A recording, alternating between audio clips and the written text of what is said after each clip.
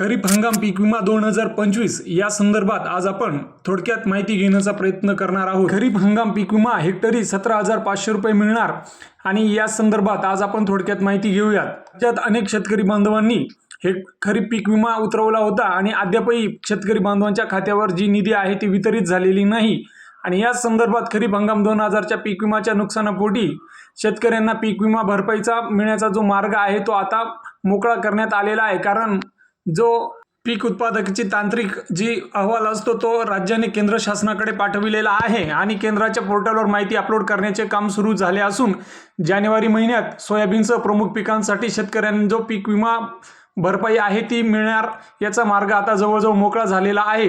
राज्य सरकारने यंदा खरीप आणि रब्बी हंगामातील सुधारित पीक विमा योजना राबवली असून यावर्षी शेतकरी बांधवांना वैयक्तिक क्लेम म्हणजे दावा करता येत नव्हता। सदर कृषी विभागाचा जो पीक पाहणी प्रयोग अहवाल आहे यानुसारच सदर जो पीक विमा आहे तो मिळणार होता।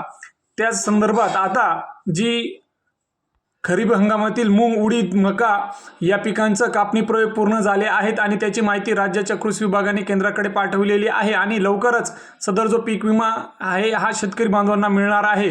परंतु पीक कापणी प्रयोगातून आलेले उत्पादन पाहताना शेतकऱ्यांना एवढी भरपाई मिळण्याची शक्यता दिसत नाही। काही शेतकऱ्यांच्या वैयक्तिक पातळीवर मोठे नुकसान झाले असले तरी यंदा वैयक्तिक पंचनामे झाले नाहीत आणि मंडळ स्तरावर पीक पाहणी जो प्रयोग होऊन महसूल मंडळ पातळीवर नुकसानीची पातळी ठरणार आहे त्यानुसार पीक विमा हा मिळणार आहे। तर हेच होतं महत्त्वपूर्ण अपडेट। धन्यवाद।